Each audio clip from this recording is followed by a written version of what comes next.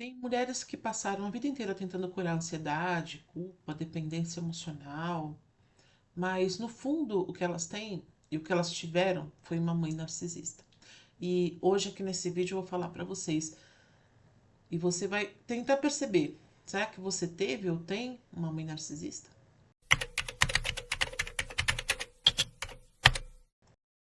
Meu nome é Andrea Pavlo, eu sou terapeuta, analista junguiana e aqui nesse canal eu vou falar de vários assuntos para melhorar a nossa vida interior, para cura de padrões emocionais, para a gente poder prosperar e ser muito feliz nessa vida. Esse tema do narcisismo materno, ele teve em voga alguns anos atrás, né? Muita gente falou sobre isso e muita informação foi perdida com isso. E o que existe hoje é uma tendência a tirar um pouco do peso de cima disso. Mas, gente, quem foi filha, principalmente as mulheres, que eu falo muito nesse canal, né? Quem foi filha de mãe narcisista sabe que existe uma dor interna, que ela é extremamente complicada, extremamente difícil, e que ela persegue essa filha durante toda a vida. Então, é importante que você entenda se você teve ou tem uma mãe narcisista. É importante que você entenda se você tem uma relação difícil com a sua mãe, ou se você teve uma relação difícil com a sua mãe. Porque possivelmente tem alguma coisa aí muito além do seu temperamento difícil ou complicado. Lembrando que aqui, gente, eu não vou falar de modelo de comportamento, eu não vou falar de tipo de controlador de dependência emocional. Aqui eu vou falar sobre o narcisismo perverso mesmo, ou sobre os tipos narcísicos patológicos, tá? Isso aqui tudo é baseado no DSM, então essas informações elas estão vindo daí porque eu sou psicóloga, então eu acho que eu posso falar sobre o assunto.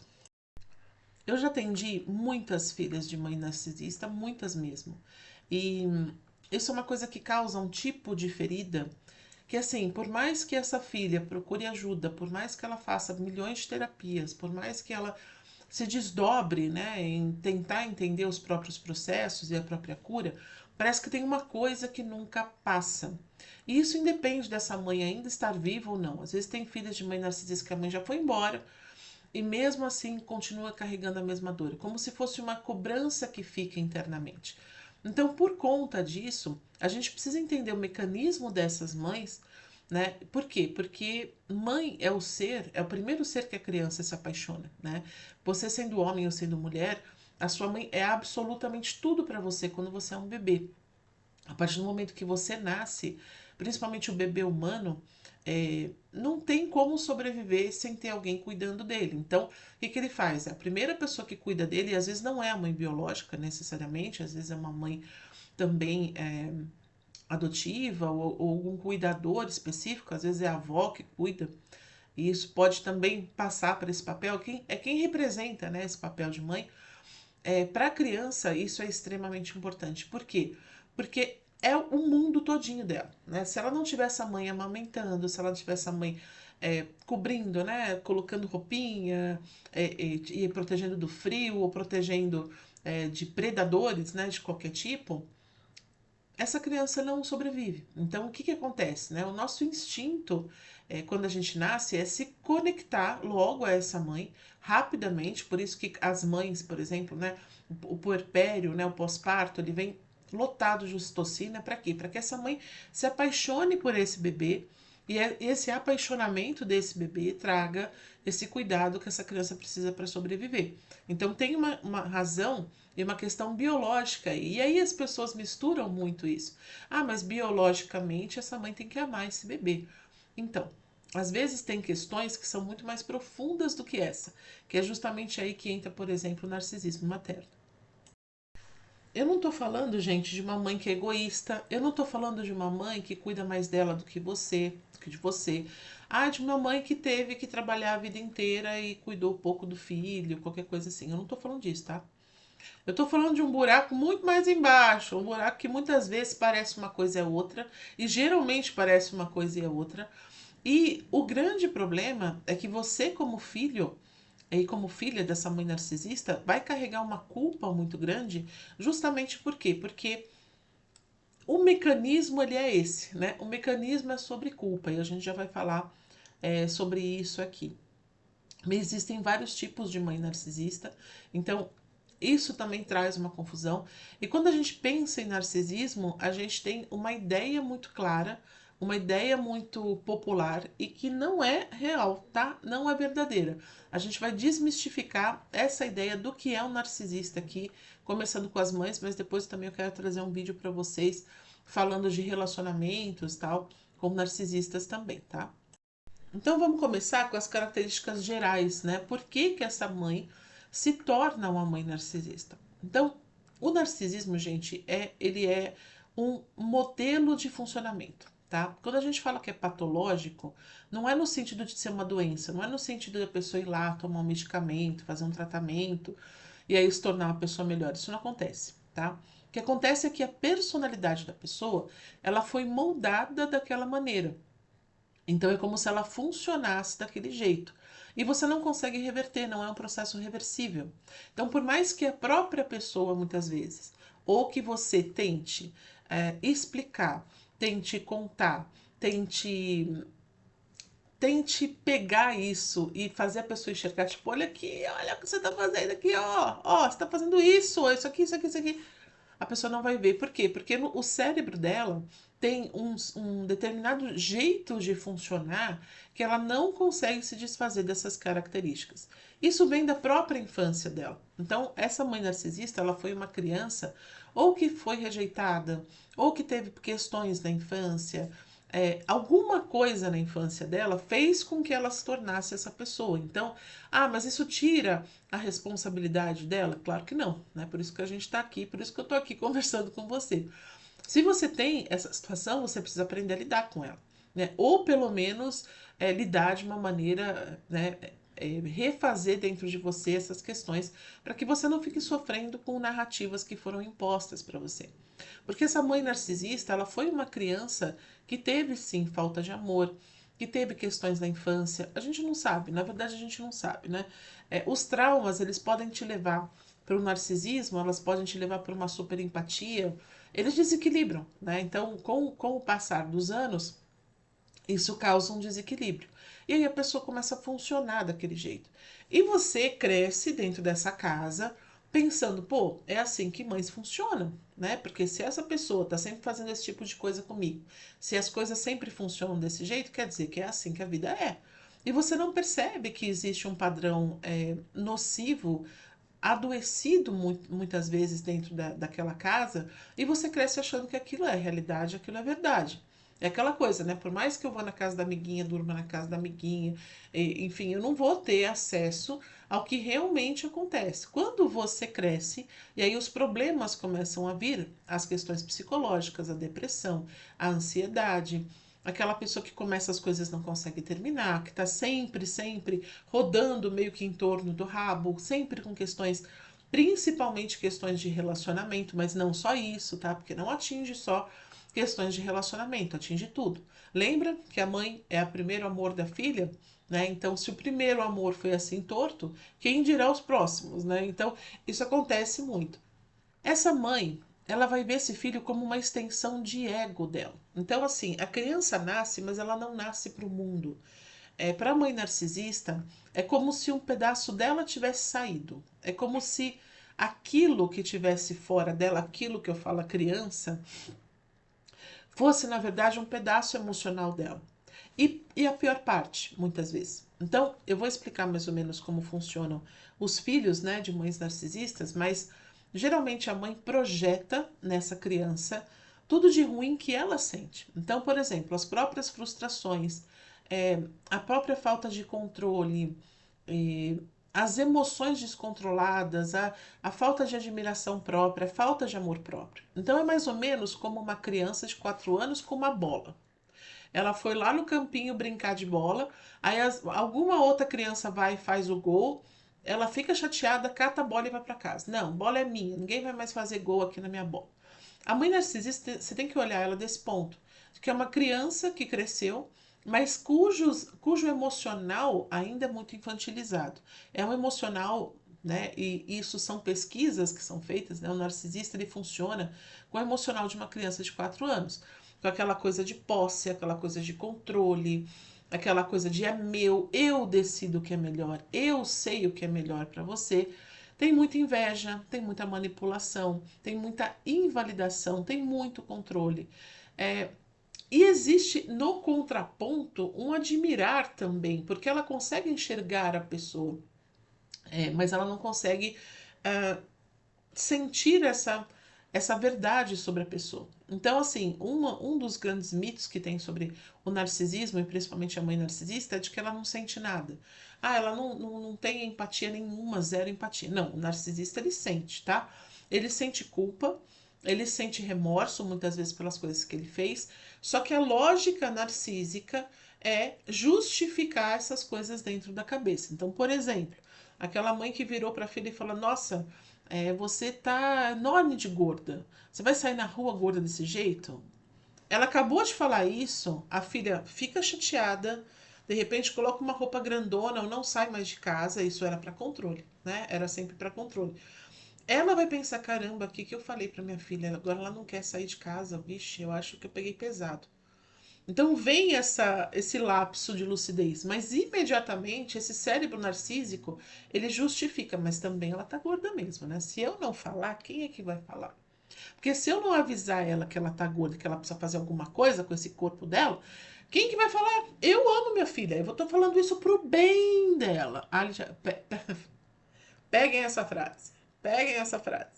Se a mãe de vocês faz tipo coisas do tipo, eu estou fazendo isso pro seu bem, eu só quero o seu bem, meu, corre para as colinas. Possivelmente você tem um espécime narcísico dentro da sua família, dentro da sua casa. Uma coisa importante também para a gente passar é que quando a gente fala de transtorno de personalidade narcisista, existe um espectro, tá? O espectro é desde o menos narcisista até o mais narcisista. Então, existe uma tabela justamente para isso, onde entra de um lado o narcisismo e do outro lado a superempatia. Então, é, o contraponto, geralmente, do narcisismo é a superempatia. Ou seja, aquela pessoa que é boa demais, que ajuda demais, que entende demais, que tem até uma certa ingenuidade. E geralmente esse narcisista com esse superempata, né, dá match, principalmente em relacionamento amoroso. Então, onde surge esse super empata? Surge dessa mãe narcisista. Então, o super narcisismo de um gera uma super empatia no outro. E essa super empatia, ela também é nociva. Isso não quer dizer que esse super empata, que se torna muitas vezes um dependente, um codependente, ele seja patológico. Como eu falei, não dá para ir tomar um remédio, fazer um tratamento, não. Isso aqui depende de você diminuir esse espectro dentro da terapia, do autoconhecimento. Só o que acontece, gente? Quem vai para terapia é o narcisista ou quem vai para terapia é o codependente? Entende? Geralmente quem está sofrendo na equação é quem vai para terapia. A pessoa que não está sofrendo não vai para terapia, né? E quando ela vai, muitas vezes ela dá a volta no terapeuta, ela justifica aquilo que ela encontrou, ela usa aquilo que veio para ela como um superpoder. Então, o que acontece muito nas mães narcisistas? Elas usam muito discurso religioso. Então, você vê, às vezes, uma mãe que é evangélica, que não sai lá do, do, do culto, e que fala com o Espírito Santo, e que o Espírito Santo falou para ela tal coisa sobre você, sobre a filha. Ou então ela vai, de repente, numa religião de origem africana, né, de raiz africana, porque uma entidade falou com ela, porque não sei o quê. E ela vai puxando essas informações para controle. Ela acha, talvez, realmente, que ela ouviu essa voz do Espírito Santo, que ela foi na igreja católica e ouviu Jesus, que ela foi. Mas, na verdade, ela usa isso como um controle. Então, por quê? Porque tudo vira um controle. Tudo. Né? Todas as narrativas. Se ela é uma pessoa, por exemplo, que tem algum conhecimento de psicologia, ela taca em você um monte de diagnóstico. Ah, porque você tem isso, porque você é aquilo, porque você precisa assim. Sabe o que eu acho? Eu acho que você precisa tal coisa. Ai, não, olha, não tô falando isso pro seu mal, sabe? Mas não sei o quê. Então é uma crítica constante a absolutamente todas as suas decisões 24 horas por dia. Nada do que você faz tá bom, nada do que você faz tá certo. Mas existem ondas também, e aí a gente precisa também tomar cuidado com isso. Eu vou falar agora, porque assim, eu acho difícil eu conseguir falar tudo isso num vídeo só. A gente vai ter que fazer alguns vídeos sobre o narcisismo. É, mas eu quero colocar um foco aqui nos filhos, né? Nas filhas de mães narcisistas e o que que isso pode gerar em você que é o filho de uma mãe narcisista, uma filha, principalmente as mulheres, né? De mães narcisistas. Então tem muito medo de decepção, gente, tem muito medo de errar, né? Isso é a primeira coisa, porque o erro ele é colocado tão grandiosamente dentro do processo que qualquer erro para você, mesmo que seja um erro pequeno, e as pessoas erram, né? A gente erra o tempo todo, isso é normal na vida, né? Dar cabeçadas, fazer escolhas erradas faz parte do processo de crescimento. Mas quando você tem uma mãe narcisista, isso vira um inferno, né? Então qualquer ponto fora da curva é alguma coisa que vira realmente um grande inferno. Culpa. Culpa. A mãe narcisista, ela é muito boa em implantar o chip da culpa em você, né? E essa culpa ela vem de vários lugares diferentes. Vou falar dos tipos de mãe narcisista, você vai entender como isso funciona. Hipervigilância emocional. Esse talvez seja o ponto que mais leve para a ansiedade. Então, você é uma pessoa super ansiosa, que se preocupa com tudo. Meu Deus, o ladrão tá chegando. Meu Deus, será que eu vou conseguir pagar a conta? Meu Deus, que não sei o que. Essa hipervigilância que gera insônia muitas vezes, gera dificuldades na vida cotidiana, porque te trava muitas vezes, o excesso de ansiedade te trava. Gera, por exemplo, crises de pânico, síndrome do pânico, crises de ansiedade generalizada. Por quê? Porque você está o tempo inteiro, a sua infância inteira crescendo assim, ó.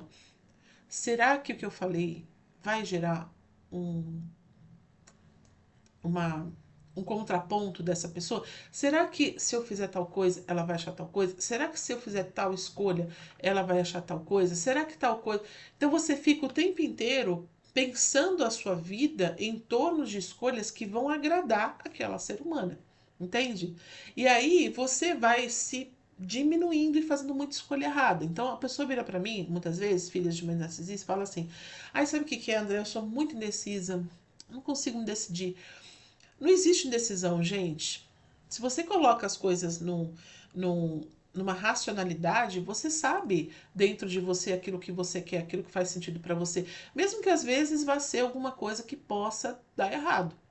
Mas quando você tem essa hipervigilância, principalmente por conta de mãe narcisista, é como se você tivesse sempre com um pé em cada canoa, sabe? Assim, eu sei o que eu quero fazer, mas ao mesmo tempo eu fico pensando no que ela gostaria que eu fizesse. Por quê? Porque em algum momento ela vai jogar isso na sua cara.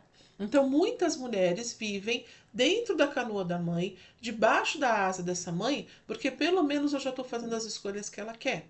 E aí isso não vai trazer uma porrada, entendeu? Isso não vai vir como um contraponto em cima de mim.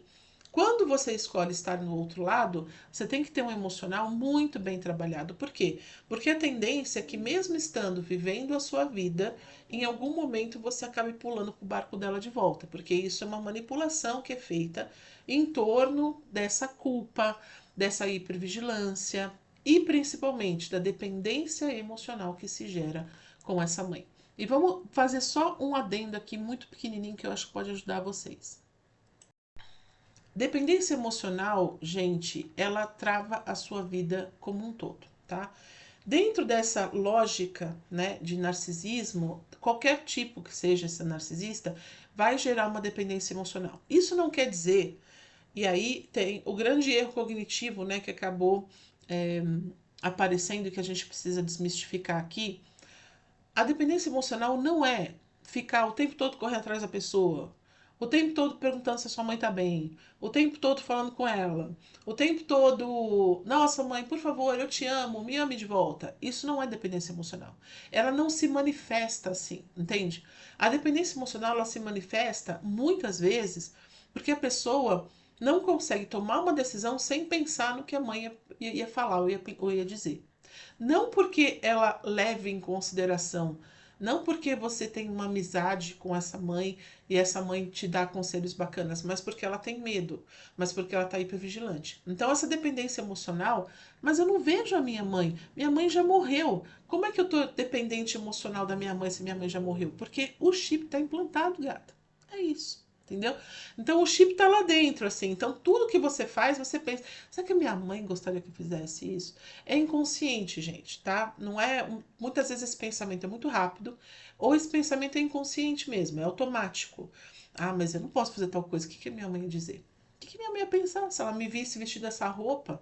O que que minha mãe ia pensar se ela me visse namorando esse rapaz? O que que minha mãe ia pensar se ela visse que eu tenho essa e aquela questão? Né, que eu fiz essas escolhas diferentes do que ela queria. Porque as mães criam expectativas em cima dos filhos. Isso é normal. As mães ditas normais, a gente sempre fala esse termo assim, que normalidade é um termo muito esquisito para se dizer, então eu sempre vou me referir à normalidade como dita normal, tá? Mas aquilo que está dentro de uma normalidade, existem expectativas. É muito difícil uma mãe não criar expectativas com o filho. Ah, eu só quero que ele seja feliz. Então, isso já é uma expectativa. Você já viu como é difícil ser feliz? Você está tentando ser feliz aí, tá difícil, mas você gera uma experiência de ai, filho, eu só quero que você seja feliz. Cara, isso já é uma puta de uma expectativa em cima do filho. Então, é normal que isso aconteça. Mas a mãe narcisista, ela tem expectativas inegociáveis, expectativas impossíveis de serem entregues, tá? É impossível. Por quê? Porque assim, nossa, eu adorei essa xícara, não é linda? Ah, é bonita, mas é grande, né? Aí você põe o café esfria rápido. Ah, tá. Então tá. Nossa, essa caneta, né? Essa caneta eu achei que ela não é muito boa, sabe? Essa caneta ela é muito fininha, ela machuca o dedo. É, mas é melhor fininha do que grossa, né? Porque você sabe que grossa pode gerar um problema também no seu dedo. Ou seja, nada do que você faz, nada do que você entrega, nada do que você é bom o suficiente nunca. Então a sua sensação de estar sempre insatisfeita consigo mesma, muitas filhas de mães narcisistas, a maioria, talvez 99,9%, tem uma questão física, tem uma questão estética. Então, ou elas podem se achar gordas, se achar magras demais, achar que não tem massa suficiente, que o nariz é não sei o quê. Sempre tem uma questão estética. Por quê? Uma das primeiras coisas que essa mãe ataca, principalmente na adolescência, quando essa menina está florescendo na adolescência, é a questão estética. E isso acompanha essa mulher pelo resto da vida. Então, por mais que ela nunca mais fale disso, né? Vamos supor, ah, minha mãe sempre falava do meu nariz quando eu era adolescente. Né, sempre criticava, sempre fazia isso. Eu fiz cirurgia do meu nariz e continuo achando que meu nariz é esquisito. Por quê? Porque existe uma coisa dentro de você. Como eu falo, esse chip é implantado, né, no começo da adolescência, na idade adulta, e depois, para isso se separar de você, olha, dá-lhe muita terapia e muito processo de desenvolvimento pessoal. Bom, gente, esse vídeo já está muito longo, tá? Então, eu vou fazer o seguinte, eu vou fazer a parte 2, né? Vou publicar esse vídeo hoje e na quinta-feira, porque os vídeos aqui no canal saem de segunda e quinta. Hoje eu vou publicar esse daqui, na primeira parte, a parte 1, e a parte 2 a gente vai deixar para o próximo vídeo, na quinta-feira, né? Se você já tá vendo isso depois, você já vai achar ele aqui em algum lugar, tá bom? Porque realmente tem muito assunto para a gente falar sobre isso, e eu acho que é interessante a gente dividir, né, para não ficar cansativo e para vocês entenderem direitinho. Bom, já me segue lá nas redes sociais, no @Andrea Pavlo, tanto no TikTok quanto no Instagram. Já se inscreve aqui se você precisa de mais informações sobre isso, sobre essa história toda. E deixa aqui nos comentários se você passa por isso, se você já passou por isso, se você sente isso no seu coração, se você sente que tem alguma coisa errada que não está certa, e a gente pode ir conversando por aqui, tá bom? Um grande beijo e não esquece de curtir o vídeo. E ó, já fica para parte 2, tá?